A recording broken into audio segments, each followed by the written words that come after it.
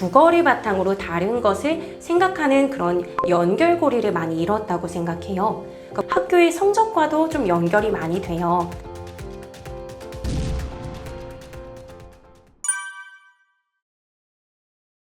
네, 안녕하세요. 저는 고등학교에서 국어를 가르치고 있는 16년차 국어교사이자 초2, 초4 두 아들을 키우고 있는 엄마 이윤정입니다. 학교에서 아이들 국어를 가르치다 보니까 이런 걸 초등학교 때 미리 다지고 오면 참 좋았겠다 라는 생각이 들어서 그런 내용들을 적용해서 저희 아이들의 독서 지도, 국어 공부 지도를 하고 있고요. 그런 경험을 모아서 이번에 문해력 뛰어난 아이는 이렇게 읽습니다 라는 책을 출간한 작가이기도 합니다.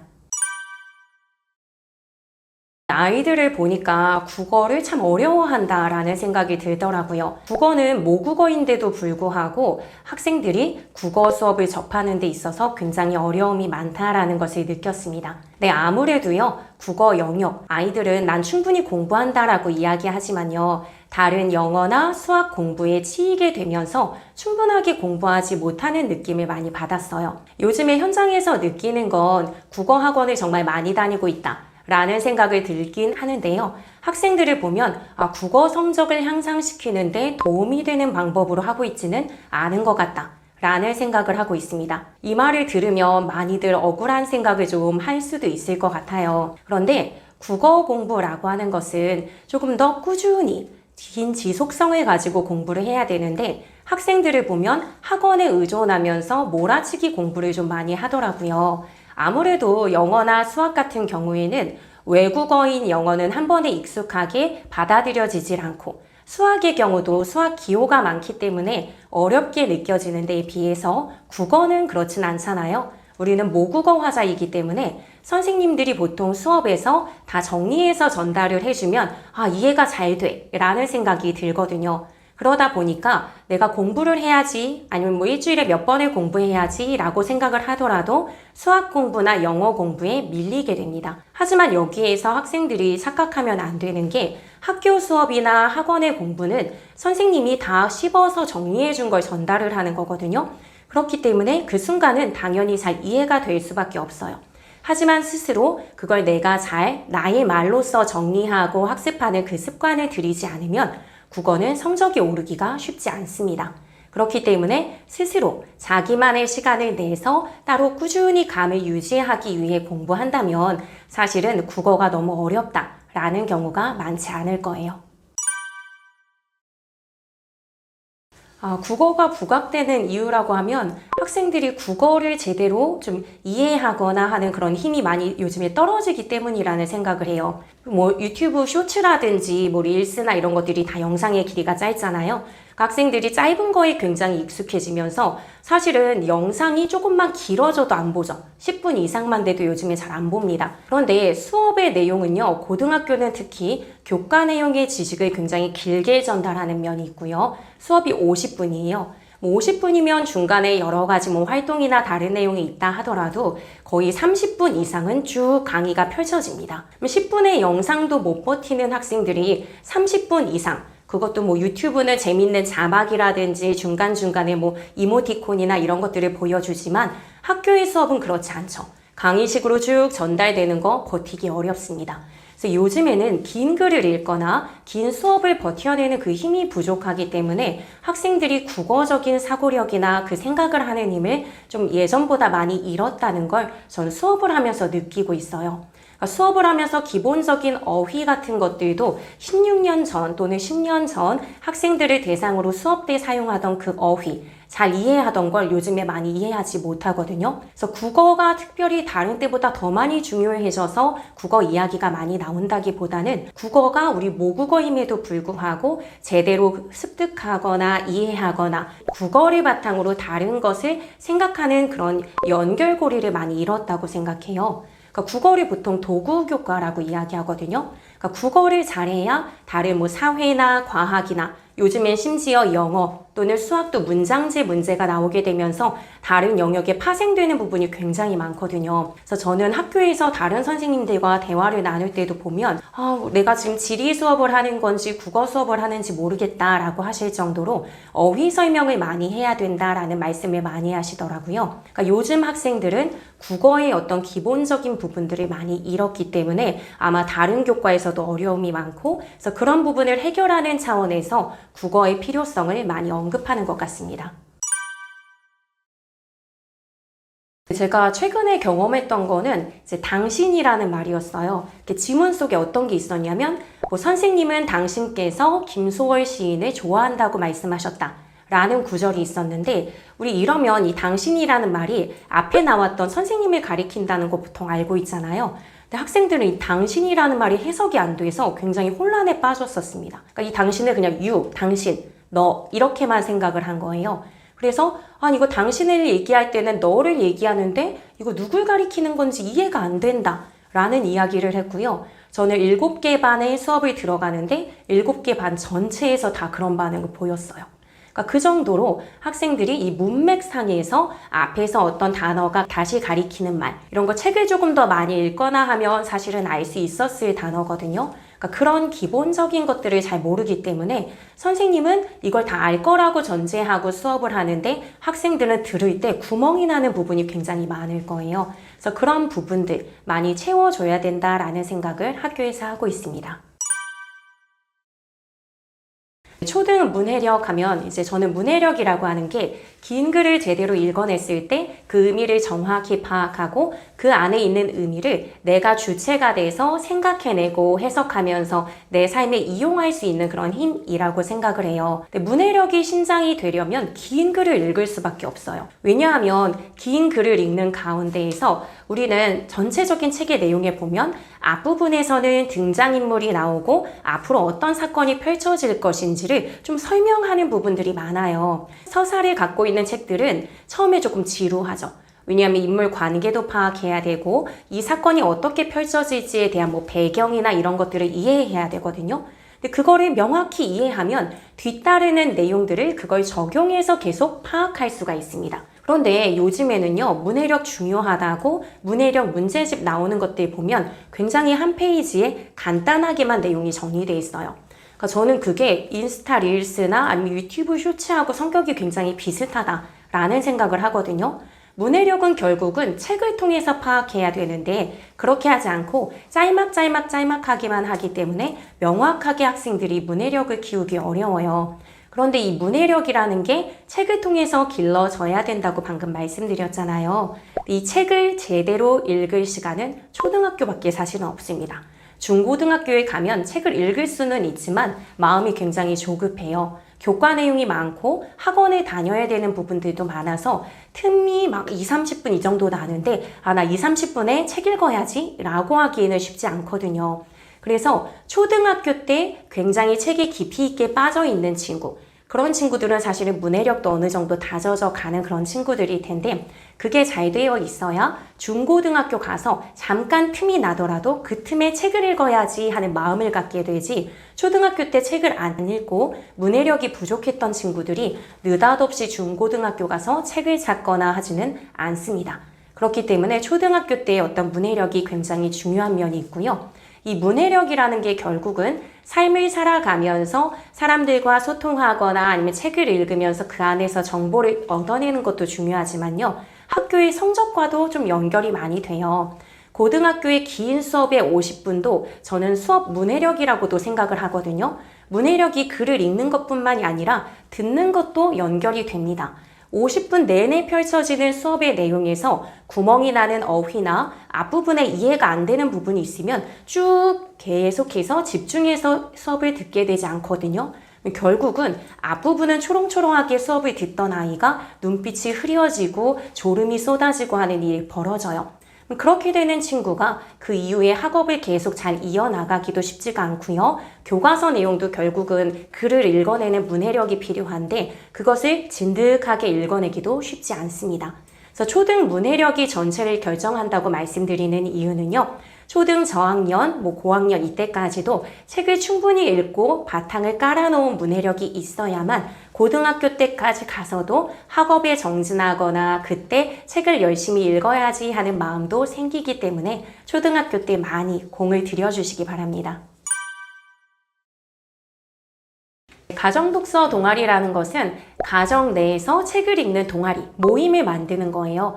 그래서 1대1로 자녀와 엄마가 만나서 하기만 하는 것이 아니라 자녀의 친구들까지 함께 모여서 책을 읽고 대화를 나누는 겁니다. 사실은 저도 처음에는 이렇게 판을 크게 벌여야지 라고 생각하지 않았고요. 저희 자녀와 1대1로만 해야지 라고 생각을 했었거든요. 근데 아마 어머님, 아버님들 다 공감하시겠지만 내 아이에 대해서는 조금 더 조급해서 그런지 엄해지는 면들이 있어요. 느긋하게 대해주지 못하고 얘가 뭔가 대답을 하지 못하면 왜 이것밖에 모르지? 왜 이러는 거지? 하면서 막 저절로 아이 앞에서 한숨을 쉰다든지 아니면 제대로 대답하지 못하면 자꾸 체근하게 되더라고요. 그러다 보니 아이와 정서가 좀 나빠진다는 그런 생각을 하게 됐어요. 하지만 저는 아무래도 국어교사다 보니까 아이의 독서를 지도할 때 가정에서 좀 편한 분위기 속에서 묻고 답하는 그 과정이 좀 많이 도움이 될 거라고 생각했기 때문에 학원보다는 가정에서 해야지 라는 생각을 하면서도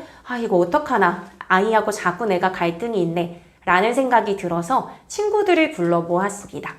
이 과정에서 친구를 부른다고 라고 좀 굉장히 좀 겁에 이렇게 차신 그런 분들이 계실 수 있는데요. 오히려 저는 더 좋다는 생각이 들더라고요. 아이를 이 책상 앞에 앉혀서 같이 이제 활동하자라고 할 때 저희 아이는 막 하기 싫다고 하고 딱 앉아서도 일단 기분 나쁜 티를 많이 내고 그럴 때도 있었는데 그런 감정 소모의 과정을 싹 뺄 수가 있어요. 일주일에 한 번 언제 모이자라고 얘기하면 그 친구들이 저희 집 앞에 이제 가정 독서 동아리를 하기 때문에 거실에 싹 모이거든요.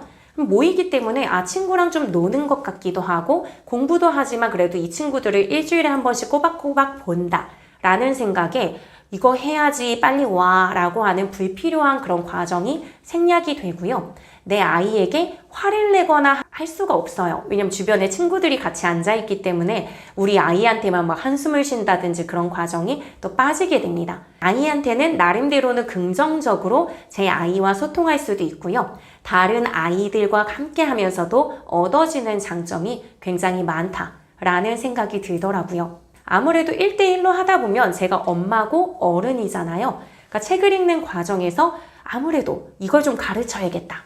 교훈적 메시지를 전달해줘야 돼. 라고 생각한 것 위주로 자꾸 끌어가게 되는 면이 의도하지 않아도 생기더라고요. 그런데 아이의 친구와 아이가 이렇게 몰려서 앉아 있을 때는 다른 친구들이 이야기하는 걸 서로 듣게 되면서 제가 미처 생각하지 못했던 아이들 관점에서만 생각할 수 있었던 다양한 의견을 듣게 돼서 어떤 글을 읽는 해석의 폭이 다양해진다, 깊어진다 라는 생각도 하게 되었습니다. 이것뿐만이 아니라 요즘에는 학생들이 서로 다른 것을 좀 잘 이해하지 못하고 좀 포용하지 못하는 그런 면들이 있어요. 우리가 휴대폰을 하다 보면은 SNS에서 제가 좋아하는 것들만 자꾸 추천해주는 알고리즘이 추천해주면서 이것들만 맞는 것 같다라는 생각을 하게 되잖아요. 그래서 성인들도 보면 어떤 정치적 성향이든 아니면 어떤 드라마 성향이든 이런 것들에 내가 하고 있는 게 맞는 것 같아. 내가 하는 것만 옳은 것 같아 라는 생각을 하게 되고 학생들의 어떤 SNS 활용하는 그런 연령도 낮아지면서 그런 부분들이 좀 커진다라는 걸 현장에서 느낍니다. 그래서 모둠 활동을 하거나 아니면 학급 활동을 할 때도 나랑 의견이 다른 친구들을 포용하지 못하는 또는 너무 다른 친구에게 다가가지 못하는 그런 면들을 발견하면서 안타깝다라는 생각을 하곤 했는데요. 이렇게 가정독서 동아리를 하게 되면 다 다른 아이들이 모여 있거든요. 하나의 책을 읽을 때도 관점이 다 달라요. 사건을 바라보는 관점이라든지 인물에 대한 평가가 다른데 그런 것들을 서로 조화롭게 대화를 나누는 가운데 이렇게 다를 수도 있구나 라는 것을 배우기도 하고요. 그 과정에서 좀 갈등하기도 하거든요. 너는 왜 이렇게 생각해? 내 생각이 맞는 것 같아 라고 하다가 갈등을 하는 과정에서 또 조율을 해 나가는 과정 이런 것도 보여줍니다.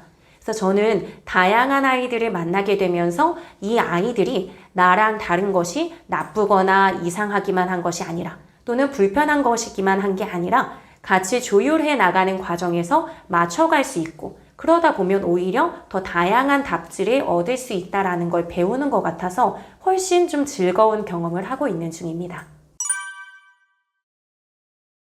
네, 가정독서 동아리를 해보니까 아이의 발달 속도에 맞춰서 책을 선정하고 이야기를 나눌 수 있어서 좋더라고요. 학원의 경우는 아무래도 좀 수준이 높은 책, 권장도서, 많은 사람들이 읽히는 책을 읽혀야 그것 자체가 학원의 좀 경쟁력이고 보편적으로 좋아하는 책을 읽혀야 다른 엄마들도 이런 책을 읽는구나 하실 텐데 저는 생각해 볼 때 학생들, 특히 어린 학생들에게는 그림책을 충분히 읽히면서 아이들이 사실은 글밥책을 충분하게 이해하고 대화하기엔 초등 저학년은 좀 어렵긴 하거든요. 그래서 그림책을 충분히 이야기 나누면서 그 안에 있는 내용들을 함께 나눌 수 있어서 좋더라고요. 실제로도요, 초등 저학년의 경우는 긴 호흡을 가진 글밥책의 내용을 명확하게 기억하는 걸 어려워한다고 해요. 그런데 학원의 경우는 글밥책을 가르치게 되면 그것을 이 시간 내에 다 같이 읽을 수가 없어서 보통은 숙제로 제시하더라고요.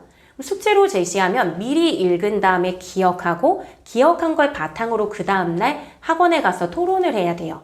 그런데 그림책의 경우도 충분히 어떤 갈등의 요소나 학교에서 있었던 일, 아이들이 체험하고 경험하고 공감할 수 있는 내용들을 쉽게 다루고 있기 때문에 저는 아예 직접 읽어주면서 실시간으로 대화를 나누는 방식으로 진행을 해요. 그러다 보면 기억에 대한 부담, 숙제에 대한 부담도 없이 아이들이 자기가 경험한 거, 생각한 것들을 편하게 나눌 수 있습니다. 그래서 그게 굉장히 좋다라는 생각이 들었고요. 그리고 또 아이의 흥미, 발달에 따라 그 내용에 맞는 책을 선정할 수도 있어요. 아이들은 그때그때 좋아하는 것들이 좀 다르잖아요. 권장도서에 있는 내용도 좋겠지만 그 내용이 우리 아이한테는 안 맞을 수도 있습니다. 그런데 아이의 어떤 글밥 수준을 높여주고 싶을 때도 우리 아이는 뭔가 과학의 특정 영역을 좋아해. 그러면 저학년이어도 글밥책을 가지고 활동을 할 수도 있고요. 아니면 이 부분은 조금 어려워해. 라고 하면 그거는 글밥책이 아닌 그림책을 가져다가 활동을 할 수도 있습니다. 그래서 아이의 관심사를 쫓아가는 그런 면에서 좀 힌트가 되실 수 있는 그런 면이 있다면 학교에서 알림장을 써주시거나 하잖아요.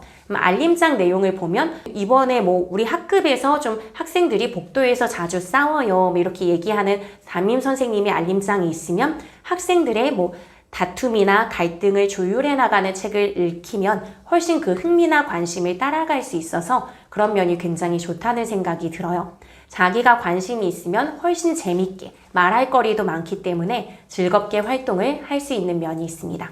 그런 면들을 따라가시면 자녀들의 어떤 독서 지도에 훨씬 재미있게 할 수 있는 면이 있을 거예요.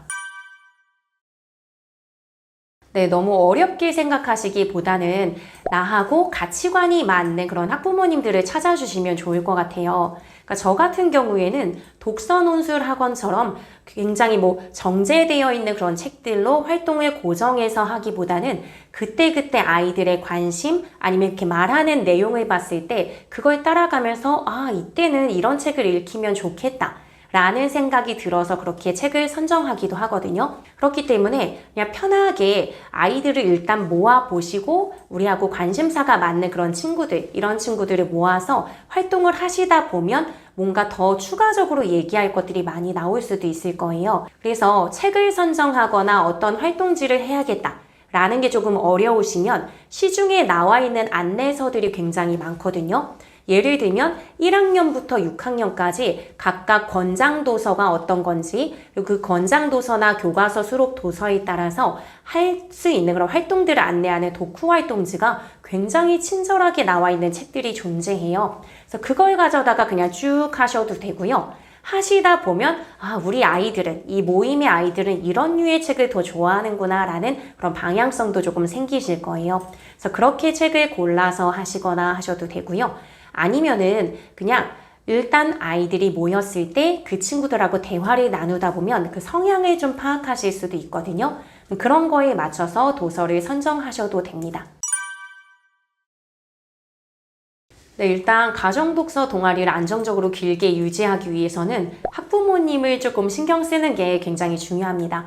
결국은 저를 신뢰하거나 저와 함께하기 위해서 아이를 보내주시는 분은 어머니들이시잖아요. 그렇기 때문에 저는 그 어머니와 제가 교육적 가치관이 좀 비슷해야 된다라고 생각을 했어요. 근데 저의 경우는 사교육 달리기를 많이 하시는 분이나 아니면 전문적인 독서 논술 학원의 커리큘럼을 따라가고 싶어 하시는 분들과는 맞지 않을 수 있겠다라는 생각이 들더라고요. 저는 찬찬히 그림책을 읽거나 아니면 아이들의 어떤 속도에 맞춰서 어떤 날은 이런 책도 해보고 어떤 날은 저런 책도 해보면서 뭐 이게 굉장히 인기 많은 권장 도서가 아니더라도 이 아이들에게 필요한 것들을 읽으면서 대화하면 훨씬 좋겠다라는 생각을 했었거든요. 그렇기 때문에 제가 많이 가고 좀 신경 썼던 그런 장소가 어디냐면 놀이터였습니다. 놀이터에서는 아이들을 풀어놓고 특히 유치원이나 초등 저학년 때는 아이들을 풀어놓고 놀게 하고 보통 어머니들은 뒤에서 계시잖아요. 그러다 보면 놀이터 연대라고 해야 될까요? 약간 끈끈하게 엄마들끼리 많은 대화를 나누게 되는데 그 대화의 팔알은 거의 대부분 자녀 교육에 대한 거예요. 그럼 그 내용을 잘 얘기하고 듣다 보면 아마 자신과 결이 맞는 어머니가 계시다라는 게 느껴지실 거예요. 그래서 그런 걸 하나 신경 썼고요. 또 하나는 아이들이 모이다 보니까 결국은 이 친구들은 어리니까 갈등을 빚을 수도 있거든요. 아이들이 좀 싸우거나 갈등을 빚었을 때 이 문제를 해결해 가는 방식이 저하고 좀 비슷하다라는 분을 또 생각해 봤어요. 그러니까 예를 들면 아이들이 싸웠을 때 이게 저희 아이의 잘못일 수도 있고 다른 아이의 잘못일 수도 있고 둘 다 잘못일 수도 있는데 그럴 때 본인의 아이만 너무 방어적으로 대하시거나 하시면 나중에 많은 아이들 4명, 5명 모였을 때 갈등 문제가 생겼을 때 굉장히 서로 힘들어지는 상황이 벌어질 수 있어요. 하지만 같이 아이를 키우는 입장에선 내 아이도 잘못이 있을 수 있다. 또는 다른 아이도 조금 더 너그러운 마음으로 봐줄 수 있다. 라는 마음의 어떤 문제 해결 방식 이런 게 사실 놀이터에서 빈번하거든요. 아이들이 싸우면 거기에서 엄마들이 어떤 식으로 대하는지 이런 것들도 보면서 저하고 방식이 비슷한 그런 분을 찾았습니다. 그래서 이 어머니들께는 개인적으로 연락을 드렸어요.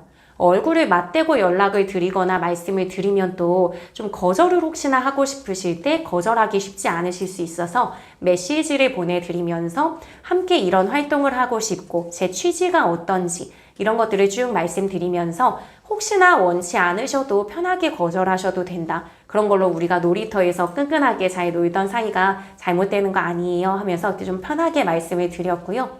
다행히 그때 말씀드렸던 모든 분들이 함께 하신다고 하셔서 함께 가정 독서 동아리를 잘 유지하고 있는 중입니다.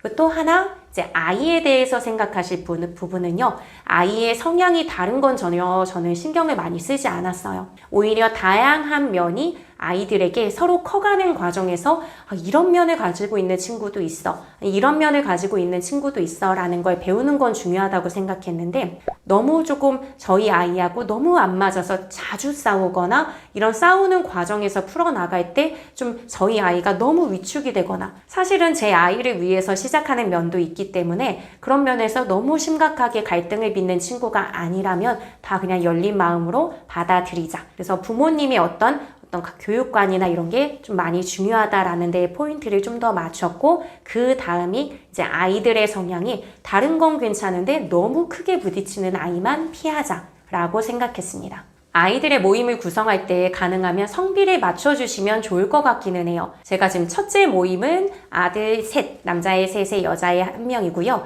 둘째 모임은 4명이 다 남학생이에요. 어쩔 수 없이 그렇게 된 게 저희 아이가 남자아이다 보니까 놀이터에서 놀다 보면 주로 이제 남자아이들하고 많이 놀다 보니 그런 일이 벌어졌는데요. 첫째 모임에서는 그래도 여학생이 1명 있다 보니까 남자아이들이 생각하지 못하는 면, 조금 더 섬세한 접근 같은 걸 여학생이 하더라고요. 근데 이왕이면 여자 둘, 남자 둘이면 더 좋았겠다. 왜냐면 여자아이가 뭔가를 얘기하면 남자아이 3명이 이제 생각하는 걸 얘기하다 보면 좀 외로운 싸움이 되는 경우도 있어요. 그런데 4학년, 5학년, 6학년 이렇게 나아가다 보면 이야기 자체가 토론처럼 벌어지는 경우들이 많거든요. 그러면 이제 일단은 짝수인 게 좋기도 한데 성비도 어느 정도 맞으면 서로의 좀 균형 있는 이야기들을 나눌 수 있어서 그런 면들이 좋은 것 같다라는 생각이 들더라고요. 다만 인위적으로 성비를 맞추려고 하다 보면 저하고 교육관이 안 맞는 분이 계실 수도 있으니까 가능하면 성비를 맞추되 그래도 첫 번째 포인트는 그 어머님의 성향이 저하고 이제 교육관이 맞는 것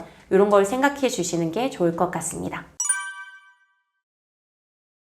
그리고 도서를 선정할 때 조금 어려운 그런 고민의 포인트들이 있으실 텐데요. 저는 어떤 식으로 많이 골라서 활동을 하냐면 아까 말씀드렸던 권장 도서를 추천하는 그런 책들이 있잖아요.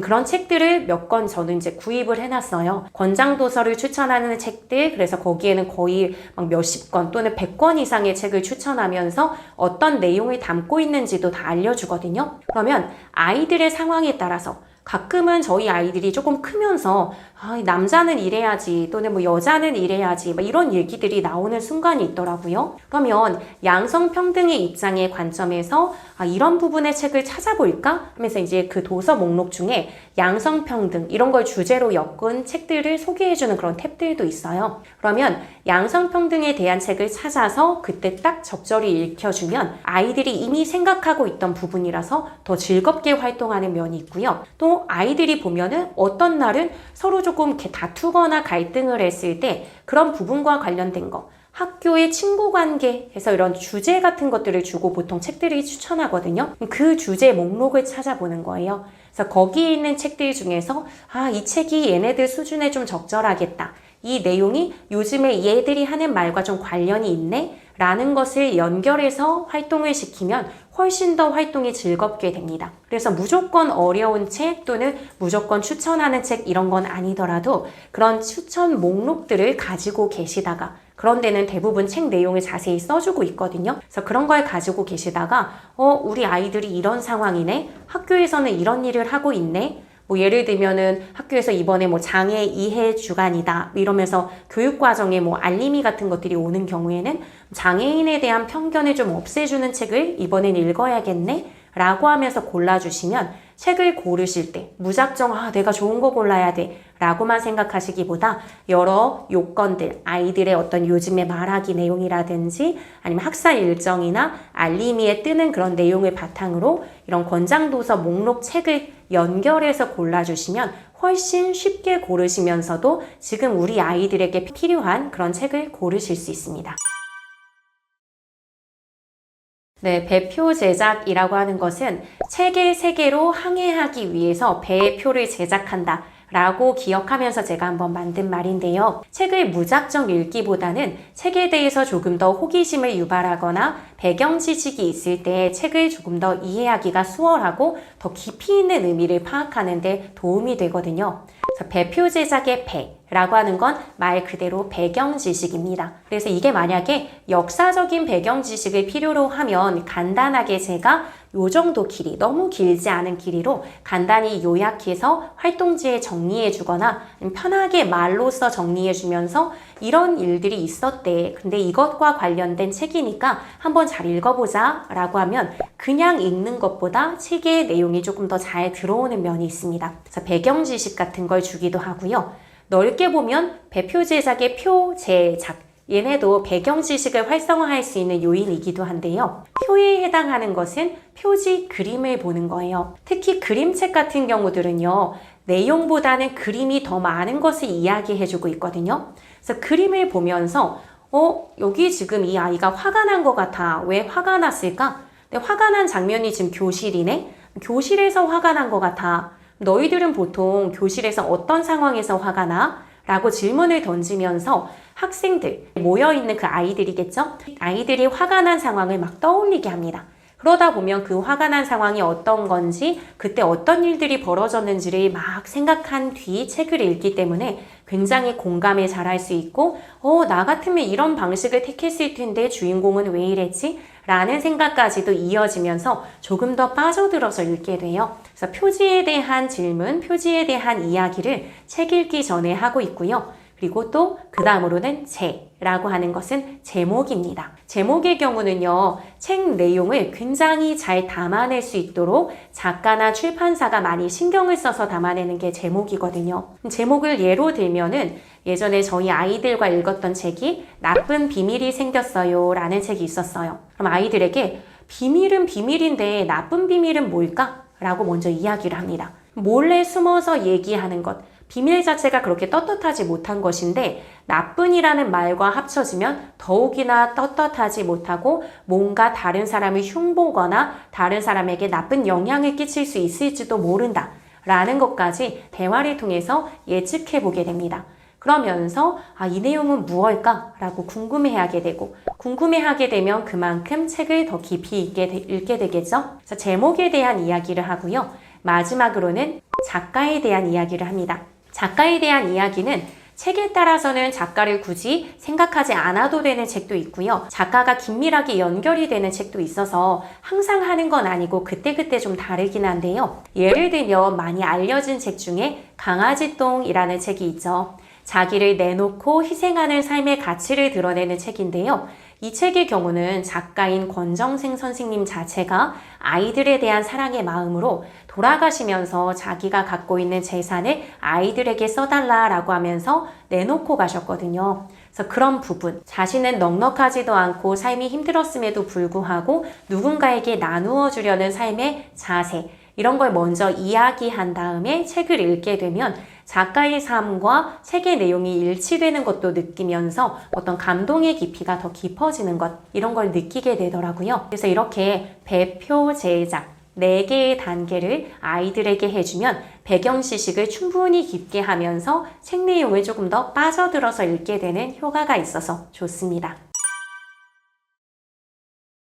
네, 읽기 중 활동으로 저는 독스대 3단계 전략을 활용하고 있는데요. 이걸 항상 하는 건 아니고요. 조금 쉬운 책으로 그림책을 이야기하고 나눌 땐 제가 직접 계속 읽어주면서 대화를 나누기 때문에 굳이 하지는 않습니다. 그런데 학년이 올라가다 보니까 글밥책을 읽게 되잖아요. 글밥책은 길이가 너무 길어요. 그래서 한 번에 쭉 읽게 되면 혼자 읽을 때는 그렇게 읽어도 되지만 가정독서 동아리 자체는 문해력을 키우는 데 집중을 하고 있기 때문에 정확히 제대로 읽고 생각을 제대로 깊이 있게 하는지를 중간중간에 점검하는 읽기 방식을 취하고 있습니다. 그래서 긴 글을 읽을 때는 독스대 3단계 전략을 활용해 주시면 좋아요. 글밥책의 대부분은요, 챕터가 나뉘어져 있습니다. 그래서 6챕터, 7챕터 이런 식으로 나뉘어져 있는데요. 그 챕터를 하나하나 할 때마다 독스대의 전략을 활용하시는 거예요. 독스대. 그러니까 책을 독서대에 올려놓고 꼼꼼히 정독하며 읽는다라고 생각하고 기억해 주시면 좋은데요. 독이라고 하는 것은 책을 일단은 읽는 단계예요. 읽을 때 전체를 읽게 하지 않고 저는 아이들과 끊어가면서 읽거든요. 1챕터를 먼저 읽게 합니다. 그런 다음에 스 단계에서는 어떤 걸 하냐면요. 기본적으로 이 읽은 내용을 정확하게 이해했는지를 확인하면서 빈칸 채우기나 OX 같은 그런 문제를 통해서 채우고 쓰는 활동을 먼저 하게 해요. 그래서 한 챕터를 읽고 쓰 단계에서 읽기 점검을 한 다음에 그거를 옆에 있는 친구들하고 대화도 나누거든요.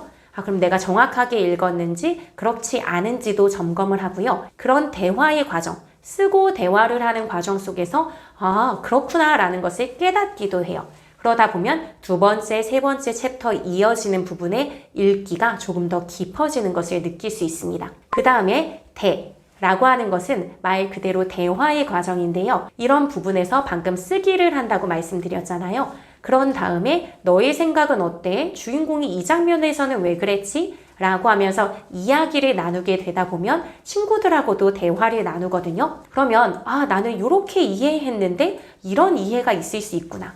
또는 난 이렇게 이해했었는데 내가 이 부분을 잘못 이해했네? 이게 파악이 되고 점검이 되면 그 다음 챕터는 조금 더 방향을 잘 잡을 수 있어요. 근데 이게 되지 않으면 1챕터부터 마지막 챕터까지 잘못된 방향으로 읽어내는 오독이 이루어질 수도 있거든요. 그러면 결국은 정확한 독서를 방해하게 됩니다. 근데 독스대를 1챕터, 2챕터, 3챕터, 챕터별로 하게 되면 앞부분에 내가 혹시라도 정확하게 이해하지 못했다면 그 부분이 점검이 되면서 그리고 친구들과의 대화를 통해서 이런 부분이 있네? 나 이 부분에 대해서 조금 더 흥미를 갖고 읽어봐야지. 아니면 내가 잘못 읽었네? 이 부분은 다시 정확히 읽어봐야지 라고 하는 생각의 방향성이 조금 더 바르게 가는 면이 있어요. 그래서 이 부분은 챕터마다 하면서 읽기 중 활동을 진행하고 있습니다. 네, 읽은 후 활동으로 저는 이생글 3단계 전략을 활용하고 있는데요. 이 단계를 정확히 잘 거치게 되면 이를 보이고 생글 웃을 수 있을 정도로 책에 대한 만족한 이해를 할 수 있다 라고 생각하면서 이름을 지어봤어요. 이라고 하는 단계는요. 이해를 정확히 하고 있는지를 확인하는 단계입니다. 그러니까 앞서서 독스대 단계에서 쓰기 부분에서 점검했던 거랑 좀 비슷한 거라고 생각을 하시면 되는데요. 전체적인 내용, 요거는 그림책이든 글밥책이든 제가 다 적용해서 읽은 후 단계에 하고 있는 활동이에요. 전체적인 내용에서 정확하게 읽고 있는지, 이게 보통은 수능 문제에서 국어 영역에서 이 내용과 일치하는 것은 또는 일치하지 않는 것은 하고 일치성 여부를 묻는 문제와 유사하다고 생각을 하시면 돼요. 일단 기본적인 읽기는 항상 정확한 이해를 바탕으로 하기 때문에 이 단계에서는 이해를 명확히 하고 있는지 점검을 합니다. 그러다 보면 아이들은 그 점검의 단계에서 내가 이 부분을 놓치고 있었구나 라는 것을 좀 파악을 하게 됩니다. 그 다음 두 번째 단계는 생 단계인데요. 생각을 좀 틔워주는 질문하기 단계입니다. 앞에 있는 이해 여부를 점검하는 그 활동하고의 차이점은 뭐냐면요. 앞에서는 단순히 명확하게 정확하게 이해했는지를 점검한다면 이 생각을 틔우는 질문 단계는 조금 더 깊이 있는 이해를 확인하는 거예요. 이 사건은 왜 벌어진 걸까? 이 인물은 왜 이 시점에서 이런 행동을 했을까? 왜 이런 감정을 느꼈을까? 이런 것처럼 내용의 어떤 전체적인 맥락을 이해해야만 답할 수 있는 아이의 생각을 확인하는 질문이라든지 네가 이 상황에서 주인공이었다면 어떤 행동을 했을 것 같아? 이 행동은 올바른 행동일까? 라는 것을 질문하는 거죠. 그렇게 되면 이 내용에 대한 사고력의 깊이가 깊어집니다. 이것을 혼자 하지 않고요. 저의 경우는 친구들과 같이 하기 때문에 답이 다 제각각이에요. 이야기를 듣는 과정에서 책에 대한 이해의 깊이가 넓어지기도 하고요. 내가 조금 잘못 이해했거나 잘못 생각한 것을 바로잡기도 합니다. 그래서 이렇게 생 단계를 마치게 되면 세 번째 단계는 글쓰기 단계를 진행하며 마무리를 짓습니다. 글쓰기는요, 제가 봤을 땐 가장 고등 사고 능력이 필요로 하는 그런 단계라고 생각을 하거든요. 그 이유가 뭐냐면요. 우리는 머릿속으로 안다고 생각하는 것도 글로 쓰려고 하면 갑자기 탁 막히는 그런 상황을 맞닥뜨리기도 합니다. 왜냐하면 머릿속으로는 막연히 알았었는데 글을 쓰려면 정확한 어휘가 필요하거든요. 정확한 어휘를 포착해서 말을 한다 라고 했을 때는 이것 자체가 이 개념을 정확히 이해하고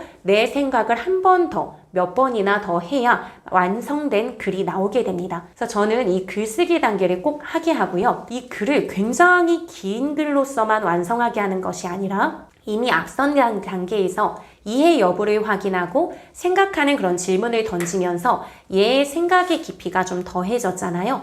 그 내용을 확인할 수 있는 2줄, 3줄 글쓰기를 하기도 하고요. 아니면 9줄, 10줄. 그렇다고 막 더 길어지진 않아요. 그 정도로 내가 앞서서 이미 충분히 얘기했던 것. 그래서 글쓰기에 조금 위축되거나 글쓰기 힘들어 라고 생각하지 않고 한번 만만하게 해볼까 라는 정도의 생각은 하면서도 앞선 내용의 생각을 정리하게끔 하는 그런 기회를 마련해 줍니다. 그래서 이렇게 글쓰기를 하게 되면 전체적인 이해하고 그리고 생각을 정리하고 글쓰기 단계 이 과정을 다 거치게 되면서 책의 내용을 꼭꼭 씹어내게 된다고 생각합니다. 아마 나 이제 용기를 내서 해볼까? 라고 이제 생각하시는 분들이 계실 텐데요. 너무 내가 교사로서 선생님이 되어야지 이런 식의 비장한 각오는 어느 정도 덜어내시는 게 더 좋다고 생각합니다. 저는 오히려 교사이기 때문에 좀 불리한 부분도 있다고 생각하거든요. 왜냐하면 자꾸 가르쳐주고 싶은 거예요.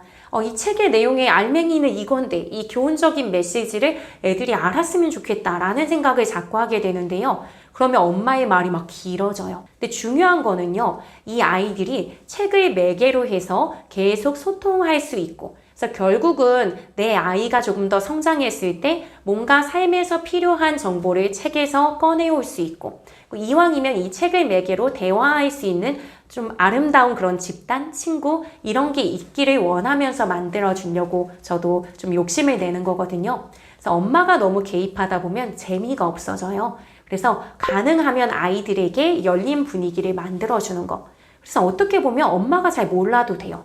이거 선생님은 잘 이해가 안 가는데 너희들은 이거 어떤 거 같아? 라고 하면서 자꾸 아이들이 생각하고 얘기해 줄 수 있는 기회를 만들고 함께 책의 어떤 부분을 읽으면서 같이 깔깔대는 아, 이거 진짜 웃기다, 뭐 재밌다, 이런 주인공은 왜 이런 생각을 했을까? 하고 그 일원 중에 한 명인 자세로 들어간다라고 생각하시면 훨씬 부담감이 덜 하실 거고요. 그러다 보면 아이들이 하는 얘기 속에서 조금 이렇게 빛나는 이야기, 나는 어른으로서 생각하지 못했는데 이거 괜찮네? 라고 하시면 그 부분을 가져다가 다음 시간까지 연장해서 활동지를 만드시거나 아니면 그걸로 조금 더 깊이 이야기를 나눌 수 있게 장을 열어주시기만 하면 돼요. 그래서 그냥 엄마로서 책과 아이들, 그리고 거기에 이제 좀 맛있는 간식까지 내어주시면 좋겠죠? 그래서 이렇게 좀 따뜻한 분위기 속에서 하는 것. 그래서 엄마가 지치지 않아요. 길게 갈 수 있어요. 길게 가는 것. 저는 사실 이게 초등 단계에서 끝나게 하고 싶어서 이걸 사실 시작한 건 아니고요. 제가 읽을 수 있는 책, 조금 더 수준 높은 책을 아이들이 토의 토론까지 하면서 좀 깊이 대화를 나누길 원하는 마음이에요. 근데 그걸 하려면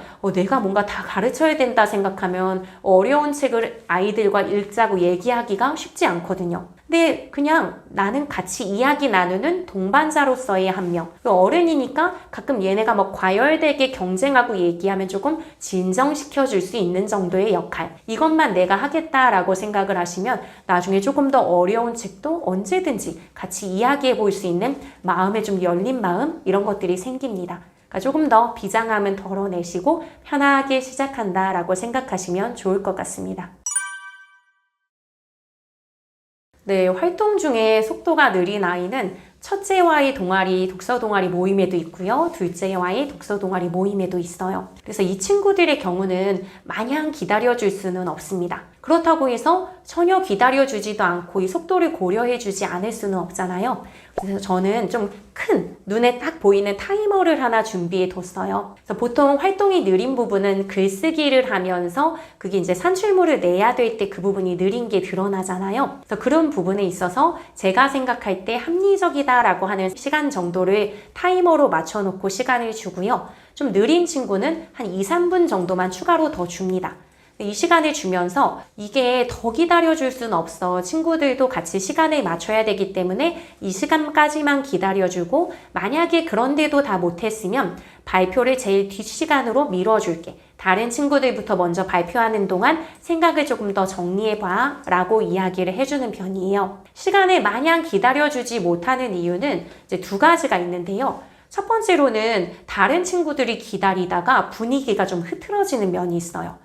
아무래도 좀 막 지루하니까 대화 나누고 뭐 하다가 이 활동이 조금 이렇게 너무 느슨해지는 그런 면, 아니면 산만해지는 면이 있어서 일정 시간 줘야 되는 면도 있고요. 아마 초등학생들도 이미 제한 시간에 대한 경험은 있을 거예요. 학교에서 받아쓰기를 하거나 단원 평가를 하거나 그럴 때도 시간을 무한대로 줄 수는 없습니다. 어떤 평가나 활동에서는 그 시간만큼 해야 되기 때문에 그 친구들의 경우는 시간을 지키는 연습을 하는 것도 중요하다 생각해요. 특히 고등학교의 모든 시험은 칼같이 시간을 지키고 더 여유롭게 시간을 주면 그거 자체가 부정행위가 되어버리기 때문에 더 줄 수 없거든요. 그래서 아이들에게 아마 느린 친구들은 글씨가 느리거나 아니면 어떤 활동을 할 때 여기 시동이 걸려서 생각을 하고 옮기기까지 걸리는 시간이 좀 많이 부족한 친구들인데요. 그 친구들이 그래도 어느 정도 시간을 지키는 가운데 빠르게 글씨를 좀 쓰는 연습이라든지 생각을 조금 더 빠르게 해보는 연습,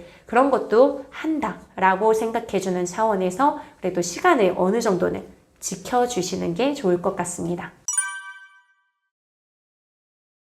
네, 잘하고 있는 방법은 사실은 이 국어 영역이라는 게 학교에서 지금 고등학생들도 마찬가지일 텐데 눈으로 딱 눈에 띄게 볼 수 있는 영역은 아니라고 생각해요. 다만 책을 매개로 활동을 할 때 굉장히 지루해하거나 쓰는 데 있어서 너무 힘들어하거나 하지 않고 일정 수준, 아이의 수준에 맞는 활동을 하고 계시고 아이들이 즐겁게 하고 있으면 사실은 잘하고 있는 거다라고 볼 수 있어요. 이 가정독서 동아리의 목표를 한번 생각해 보시면 결국은 책을 매개로 즐겁게 생각하고 대화를 나눌 수 있는 장을 열어주는 거잖아요. 그랬을 때 아마 책은 권장도서든 아이에게 필요한 도서라고 판단하는 것이든 어떤 책을 골라다 진행을 하실 때 책 자체는 문제가 없을 거란 말이에요. 그럼 책을 매개로 하는데 아이들이 충분히 대화하고 재밌어하고 자기의 생각을 꺼내오는데 크게 어려움이 없다. 그래서 이걸 발표까지 잘 무난하게 진행하고 있다 라고 하시면 분명 잘하고 계신 걸 겁니다. 그래서 이 과정에서 너무 어렵지는 않지만 그러면 잘하고 있네. 그럼 내가 조금 더 욕심내볼까 한다면 글쓰기의 어떤 줄수를 조금 더 늘려주시거나 글밥이 조금 더 많은 걸 해주시면서 그거를 아이들이 잘 진행하고 있으면 그 속도로 그대로 진행하셔도 될 것 같습니다. 네, 가정독서 동아리를 3년 동안 하면서 이제 1년, 2년 그 시간에서는 조금 느끼지 못했던 게 2년 넘어가고 이제 3년째 되면서는 볼 수 있는 장면들이 존재합니다. 사실 제가 가정독서 동아리를 하게 됐던 어떤 큰 이유는 당연히 제 아이 때문인데요. 제 첫째 아들의 경우는 책을 진짜 많이 읽는 편이에요. 그래서 짬짬이 시간이 날 때마다 책을 읽는데도 불구하고 대화를 나누다 보면 정확한 이해가 조금 부족하다라는 것을 느끼게 되면서 조급한 마음에 같이 독서 활동을 하기 시작했던 건데요. 그럼에도 불구하고 얘가 뭔가 채워지지 못하는 면이 있고 내가 조급한 마음에 자꾸 보채듯이 얘기를 하니까 좀 힘들어하기도 했었거든요. 근데 가정독서 동아리 내에서 활동을 하다 보니까 제 아이가 갖고 있던 결점이 조금씩 보완되는 것을 확인할 수 있어요. 왜냐하면 이 아이는 책을 많이 읽었음에도 불구하고 제 아이의 특성이기는 하겠지만 중요한 내용을 파악하지 못한 채 그 변죽을 울린다고 하죠. 그 주변부의 내용에 굉장히 집중해서 그것만 이야기를 하거나 중요한 내용을 파악하지 못하고 엉뚱하게 말하는 그런 아이였습니다. 그런데 그걸 제가 잔소리를 했을 거예요. 아마 1대1로 했으면. 근데 그렇게 하지 않고 친구들이 있다 보니까 같이 활동하고 질문하고 내용을 확인하면서 쓰게 하고 점검할 때 다른 친구들은 자기보다 책을 많이 안 읽는 걸 알고 있는데 그 친구는 오히려 더 정확하게 포착하고 정확한 답을 해서 우리 엄마랑 얘기할 때 잘 맞는데 정작 나는 잘 안 맞네? 라는 걸 좀 느꼈던 것 같아요. 그러면서 스트레스도 좀 있었겠지만 그 이유를 파악하는 과정에서 제가 그냥 넌지시 얘기했던 것을 예전 같으면 잔소리라고 생각했을 텐데 저희 아이에게 잘 파악이 조금 잘 안 되면 중요한 내용 키워드라고 생각하는 걸 네모해봐, 밑줄 쳐봐 아니면 일단 선생님한테 보여주기 전에 한 번 더 읽고 생각해봐 라고 했던 걸 받아들이기 시작하더라고요. 그러면서 최근에는 글을 읽으면서 본인이 밑줄도 치고요. 그리고 한번 저한테 보여주기 전에 내용을 점검해 봅니다. 그러면서 열심히 지우개질을 해요. 그러다 보니까 예전보다 완성도가 높아지고 정확성이 높아진 내용 이해도를 보이고 있습니다. 그래서 제 아이의 변화를 본 것도 좀 만족스럽고요. 그리고 모임별로 굉장히 좀 조용하고 소극적이고 그래서 웅얼웅얼거리듯이 하던 그런 아이들이 존재하거든요. 그런데 그 친구들의 발표를 제가 하나하나 지적하는 대신에 동영상을 촬영해서 계속 보여주기만 했었는데 그런 덕분인지는 모르겠지만 그 친구들이 지금 3년 차가 되면서 전부 다 이제 고개를 들고 있고요. 이 부분 먼저 읽어볼 사람 했을 때 손을 먼저 들어요.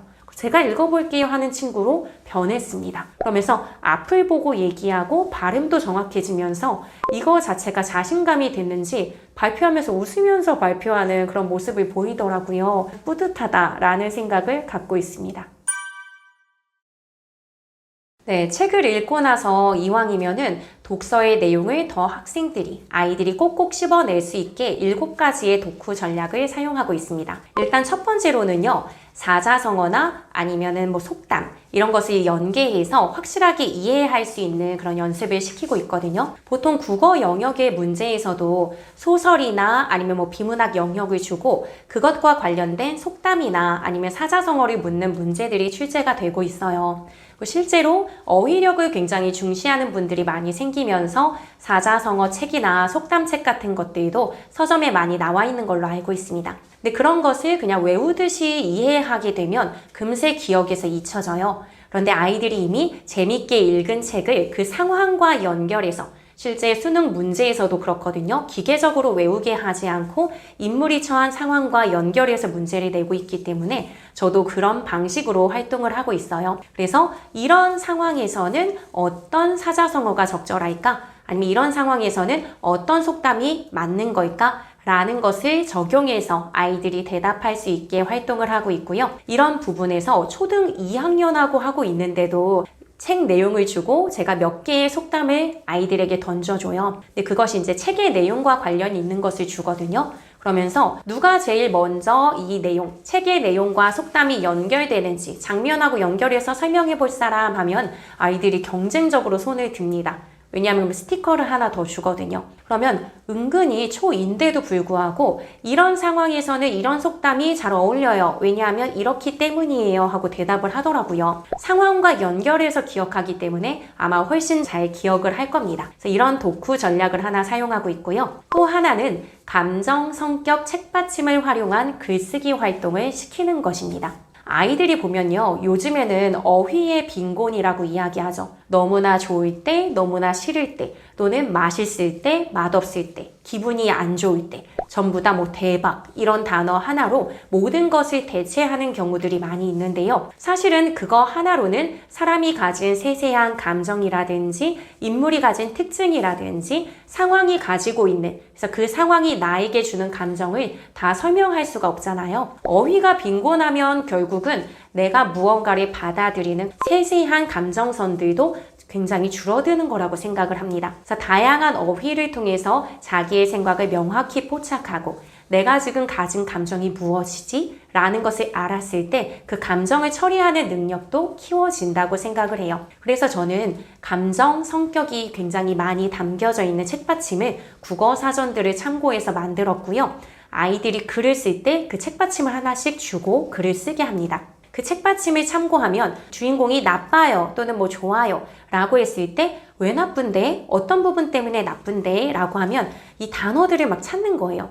굉장히 탐욕스러워요. 아니면은 뭐 인색해요. 이런 단어들을 아이들이 찾을 수 있는 거죠. 왜 나쁜지, 얘가 구두쇠라서 나쁘구나. 아니면은 굉장히 이기적이라서 나쁘구나. 하는 단어들을 정확히 찾아냈을 때 오히려 더 명확히 인물의 성격을 파악하거나 내가 나쁘다고 생각한 이유가 이거였어 라고 하면서 내 생각에 어떤 밑바탕에 깔려 있었던 근거 이런 것들을 확실하게 포착하게 됩니다. 그래서 이런 연습을 많이 할 수 있게 해주시면 좋을 것 같아요. 세 번째로는요. 교과 연계 활동을 좀 하는 편입니다. 예를 들면요. 지금 저희 아이가 오늘 학교에서 새학기 교과서를 받아왔어요. 그러면 그 교과서를 엄마의 에너지가 조금 넘치는 날, 조금 그래도 좀 내가 마음이 좀 편한 날 있으시면 교과서를 훑어보시는 거예요. 훑어보시면 얘가 지금 다음 학기에 어떤 내용을 배우는구나 라는 것을 아실 수 있어요. 그래서 저는 예를 들면 초3 때는 국어사전 찾기 같은 것들을 많이 하거든요. 그러면 이런 연습을 좀 시켜줘야겠다. 라는 생각이 들어서 초2가 끝날 무렵 즈음에는 아이들이 좀 어려워하거나 하는 단어들을 사전을 주고 찾아보게 합니다. 그래서 찾아보는 연습을 하게 한다든지 아니면은 뭐 장자못과 며느리바위라는 책이 있는데 그런 건 초등학교 3학년 때 지역 연계해서 지역의 어떤 명물이라든지 지역만의 특수성을 가진 그런 어떤 기관이나 아니면은 뭐 골동품이나 아니면 전설 이런 것들을 파악하는 그런 내용이 있거든요. 그래서 그런 내용이 있을 때는 장자못과 며느리바위 이런 책을 같이 읽게 해요. 그러다 보면 학교 수업과 읽는 책이 굉장히 잘 연결되는 경험을 아이들이 하게 됩니다. 그럼 아무래도 학교 수업을 이해하는 데 도움이 되기도 하고요. 거꾸로 학교에서 배워온 걸 한 번 더 복습하는 그런 차원에서 도움이 되기 때문에 교과 수업을 이해하는 데 도움이 되실 겁니다. 그래서 그런 부분에서 참고해서 활동을 진행하시거나 책을 선택하시면 훨씬 독후 활동이 알차질 수 있다. 라고 보시면 되고요. 네 번째로는 초등 신문 읽기 활동도 많이 하고 있어요. 요즘에 아마 서점 가셔보면 굉장히 신문책이 많이 나와 있다라는 것을 아실 수 있을 거예요. 그래서 저는 그 중에서 2권 정도를 다 같이 공동 구매해서 가지고 있습니다. 그래서 저희 집에 비치를 해두고요. 시간이 조금 애매하게 남을 때도 신문 읽기를 하지만요. 그것 외에도 어떤 책의 내용과 관련 있는 것들이 나올 때가 있어요. 책의 내용 중에 굉장히 경쟁이 치열한 그 상황에서 나 혼자 1등 해야지 라고 하는 그런 주인공이 나온 책이 있었는데 그 책의 내용과 신문 기사가 연결되는 부분이 있더라고요. 예전에 어떤 테니스 선수가 올림픽 경기에 나갔다가 자기가 1등을 못했다고 라켓을 집어던진 사건이 있었는데 그게 신문 기사로 나온 책이 있었어요. 그래서 저는 그 책을 읽은 다음에 신문 기사랑 연결을 해서 1등이 얼만큼 중요한 걸까? 이렇게 뭔가 스포츠맨십에서 벗어날 정도로 그렇게 중요한 걸까? 1등이라는 건 어떤 가치를 지니는 걸까? 라고 하면서 책에서 읽었던 내용과 신문을 연결 지으면서 이야기를 하기도 했습니다. 사실 신문이라는 게 우리가 살아가는 세상의 이야기잖아요. 책의 내용은 어떻게 보면 아이들이 그냥 그림책 속의 세계 또는 그냥 종이 속의 세계라고 인식할 수도 있는데 신문과 연결 짓다 보면 책 속 세계의 내용이 그냥 종이에만 존재하는 게 아니라 우리의 삶과 긴밀하게 연결이 되어 있는 것이구나 라는 것을 알게 되면서 책을 조금 더 깊이 있게 읽게 되는 효과도 있습니다. 그래서 그런 식으로 아이의 사고의 폭을 확장시켜 주실 수 있어서 그런 신문책 읽기도 해보시면 좋을 것 같고요. 그리고 또 다른 독후 활동을 소개해 드리자면 저는 아이에게 직접 쓴 글을 발표하게 하는 독후 활동을 거의 매일 하고 있습니다. 이 발표는 엄마 입장에선 어렵지 않잖아요. 그냥 시키기만 하시면 되는 건데요. 그것이 가지고 오는 효과가 단순히 말하기를 잘하게 되는 효과 말고 다른 효과들도 가지고 오게 됩니다. 어떤 게 있냐면요. 글쓰기를 발표하게 하면 아이의 글씨가 반듯해지는 효과가 있습니다. 어떻게 글씨와 발표가 관련이 있을까? 이런 생각을 하실 수도 있는데요. 아이에게 네가 쓴 글을 읽어봐, 발표해봐 라고 하면 읽으면서 독해가 안 되는 거예요. 글씨를 엉망으로 썼을 경우에 자꾸자꾸 막히면서 읽지 못하는 경험을 아이가 하게 됩니다. 그러면 그냥 저는 넌지시, 잔소리 하듯이 하는 게 아니라 이거 선생님이 읽어봤는데 내용이 정말 좋았는데 글씨만 정확했으면 네가 발표까지 완벽했을 텐데 아쉽다. 라고 아쉬워해 주는 거죠. 저보다 아이가 사실 더 아쉽잖아요. 그렇기 때문에 글씨가 점차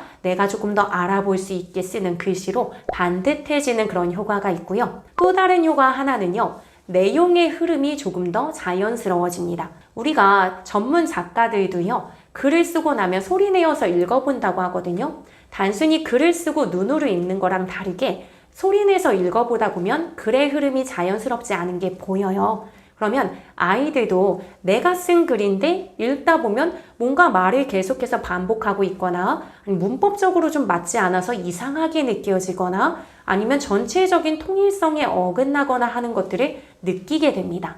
그러다 보면 아이에게 이런 부분이 자꾸 반복되다 보니까 조금 이상해졌네? 이런 식의 조언을 건네주면 그런 부분이 점차 개선이 돼요. 직접적인 잔소리를 하지 않았는데도 본인이 자꾸 읽어나가는 과정에서 말하기도 불편했고 뭔가 자연스럽게 읽히지 않은 걸 느끼면서 그 다음에는 발표하기 전에 한번 스스로 먼저 읽어본다든지 하는 그런 변화들이 생깁니다. 그러면서 글 자체가 조금 더 완결성 있게 완성도가 높은 글이 된다는 점, 이런 장점이 있기 때문에 꼭 글 쓴 내용을 발표하게 해보시면 좋을 것 같습니다. 그래서 여기에 하나 더 팁을 드리자면 추가적인 활동으로 이 아이의 발표 동영상을 촬영해 보세요. 아이들이 조금 긴장하면서 읽기는 하는데요. 여기에서 좋은 점은 어떤 점이냐면요. 고등학교로 가게 되면 발표 수업들이 많이 있어요.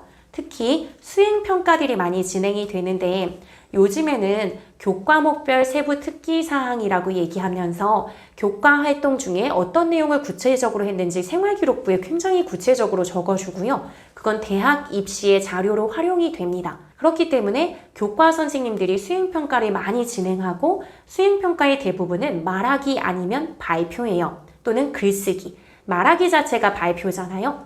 발표를 할 때 굉장히 글은 잘 써놨는데 공부도 잘하고 굉장히 총명한 아이인데 발표를 할 때는 굉장히 위축돼 있거나 자신감이 없어서 앞을 보지 못하거나 아니 목소리가 진짜 잘 들리지 않게 발표하는 친구들이 있어요. 그런 안타까운 경우들을 많이 봤기 때문에 제가 하는 방법인데요. 동영상을 촬영하고 그 동영상을 아이에게 보여주는 겁니다. 이때도 중요한 건 엄마가 잔소리를 하지 않는 거예요.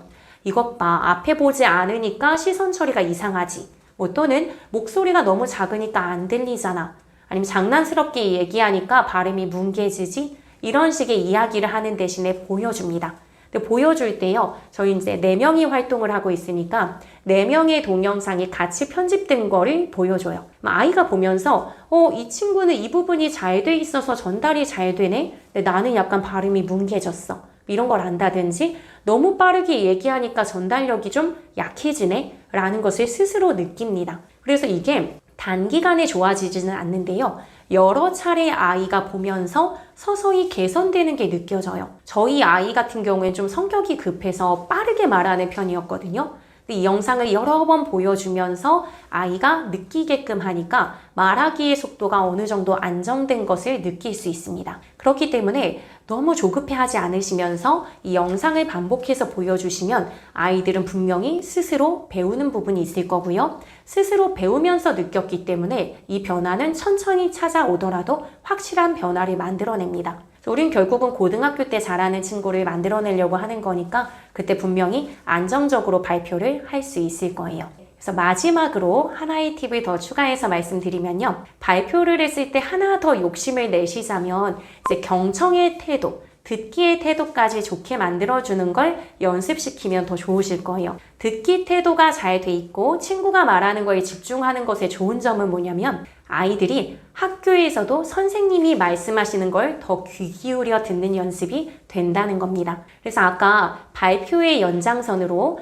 발표를 한번 시켜보면 좋아요 라고 말씀드리면서 이왕이면 동영상 촬영까지 하세요 라고 말씀드렸는데 하나 더 추가하자면 체크리스트에 점검하면서 아이가 발표를 하는 걸 잘 들을 수 있게 해주세요 라고 하는 겁니다. 아이들이 내가 발표하면 끝났어 라고 하면서 다른 사람의 말을 주의 깊게 듣지 않는 면이 있는데 이건 나중에 잘 듣게 되면 사회적인 면에서 다른 사람과의 어떤 의사소통에도 도움이 되고 학교 수업에도 도움이 되거든요. 단순히 가만히 있으면서 듣는 경청이 아니라요. 명확하게 상대방이 무슨 말을 했는지 파악하는 게 중요하거든요. 그래서 저는 체크리스트를 줍니다. 그래서 체크리스트에는 친구가 또박또박 명확한 발음으로 말했는지 체크하게 하는 거, 그리고 어떤 조건을 잘 지켰는지. 저는 아이들 글쓰기를 할 때 어떤 특정한 조건에 맞춰서 글을 쓰게 하거든요. 그 글쓰기 조건을 갖추어서 이 친구가 잘 말했는지를 체크하게 해요. 어쩔 수 없이 친구가 말한 것의 내용을 들을 수밖에 없습니다. 이 내용이 있는지 없는지를 판단해야 되는데 그런 중요한 내용을 듣는 연습을 하게 되면 학교에서도 선생님이 하시는 말에 어떤 내용이 중요한지 파악하는 데 연결이 될 거라고 생각을 해요. 이렇게 되면 결국은 꼭 수업만이 아니라 다른 사람의 얘기를 들을 때도 중요한 내용을 잘 이해하게 되고요. 우리가 누군가와 대화를 했을 때 내가 하는 말을 상대방이 잘 들어주면 되게 존중받는 느낌이 있잖아요. 이런 부분에서 사회적인 역할도 잘 해낼 수 있는 아이로 성장할 수 있으리라 생각합니다. 아무래도 아이들의 어휘 수준이 조금 달라서 이해를 받아들이는 정도가 달라요. 그러니까 책을 많이 읽게 되면 사용하는 언어랑 이해하는 언어의 수준이 동시에 높아진다라고 생각을 하는데요. 학생들이 내용을 정리한 노트 같은 것들을 보면요. 좀 이해력이 부족하거나 어휘력, 그러니까 책을 통해서 쌓아놓은 그런 것들이 부족하면 그냥 전체의 중요도를 판정하지 못한 채 전체를 다 적어버리거나 중요하지도 않은 엉뚱한 부분에 초점을 맞춰서 그 내용만 적기도 해요. 그러니까 뭔가 열심히 글씨도 예쁘고 공들여서 적었는데 내용에 보면 알맹이가 좀 빠져있다 라는 생각을 하기도 하는데요. 진짜 공부를 잘하는 아이들을 보면 이것밖에 안 적었어? 왜 내용이 이거밖에 없지? 하고 보면 필요한 내용은 거기에 다 적혀 있어요. 중요한 내용을 파악하는 능력, 그 내용을 짤막짤막하게 적을 수 있다는 것은 이만큼의 내용을 압축할 수 있는 중요 어휘를 잘 알고 있다는 것이고 맥락을 잘 이해하는 거거든요. 그래서 수업을 해보더라도 명확하게 딱딱 의미를 받아들이는 그런 부분에 있어서 얘는 독서력이 좀 되어 있구나 또는 문해력이 잘 갖춰져 있구나 라는 것을 알 수 있습니다. 네, 방금 말씀드린 거랑 조금 관련이 있을 수 있는데요. 수업 때는 눈을 초롱초롱 빛내고 있고 열심히 듣고 받아 적고 이런 굉장히 모범적인 모습을 보이는데 이런 친구들이 가끔 전체적인 노트 정리를 하거나 질문을 할 때 얘가 지금 잘 받아들이지 못하고 있구나, 이해하지 못하고 있구나 라는 것을 파악하게 됩니다. 분명히 제가 설명한 부분에서 고개를 끄덕이면서 듣는 모습을 보면서 얘 잘 듣네 하고 수업을 했는데도 불구하고 그 부분에서 약간 엉뚱한 질문을 던진다든지 이해를 못하고 있는 게 확실하게 드러나는 질문을 할 때가 있어요. 그런 부분을 보면 얘가 뭔가 중요한 내용을 파악하는 게 좀 덜 돼 있구나 라는 것을 느끼고요.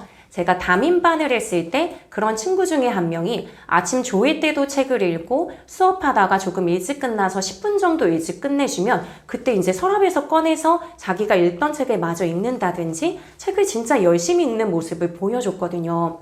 우리 보통은 책을 열심히 읽고 공부까지 열심히 하면 성적이 잘 나온다라고 생각하고 저도 그렇게 생각을 했었어요.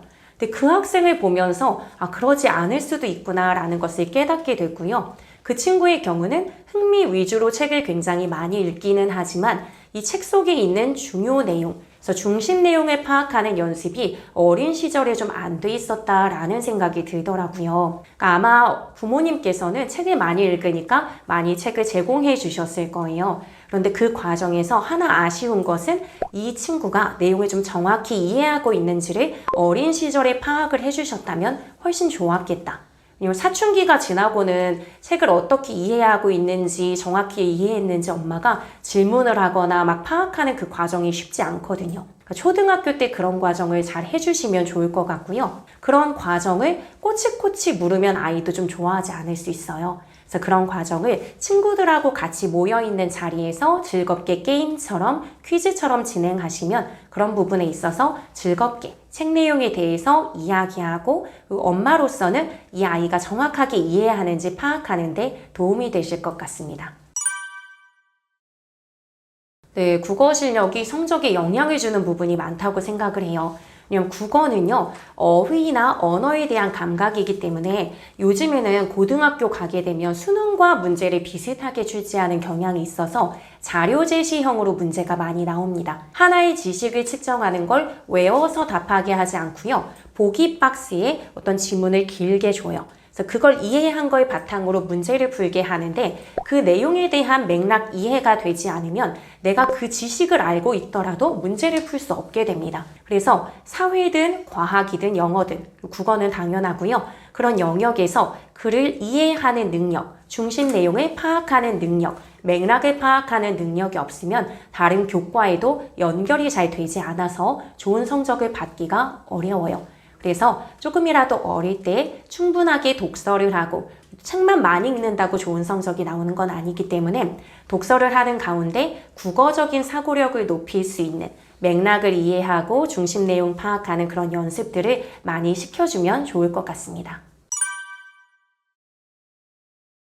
네, 문해력의 경우는요, 아마 문해력 진단검사 이런 걸 이제 검색해 보시면은 이 아이의 연령에 따라서 문해력이 어느 정도인지 그걸 진단할 수 있는 서비스들이 좀 있을 거예요. 그래서 그걸 이용해 보셔도 되고요. 아니면 아이와 아마 책을 읽으면서 이런저런 대화를 나누는 경우도 있으실 텐데요. 그런 상황에서 우리가 봤을 때는 핵심 사건 있잖아요. 주인공이 있으면 주인공의 성격이 어떤 성격이고 그래서 이 성격을 바탕으로 해서 이런 사건이 벌어지게 되고 이 문제가 이런 방향으로 해결됐다라고 하는 책 내용의 일련의 흐름이 있을 텐데 그런 부분에 있어서 한두 개 정도 질문을 항상 던져보시는 거예요. 그러면 같이 읽고 대화를 나눴음에도 불구하고 자기의 생각을 전달하거나 자기가 이해한 대로 엄마한테 이야기를 할 때 뭔가 핵심이 빠져 있거나 잘못 이해한 게 느껴지실 수 있어요. 그러면 이 친구가 책을 읽을 때 정확한 내용을 파악하는데 좀 어려움을 겪고 있구나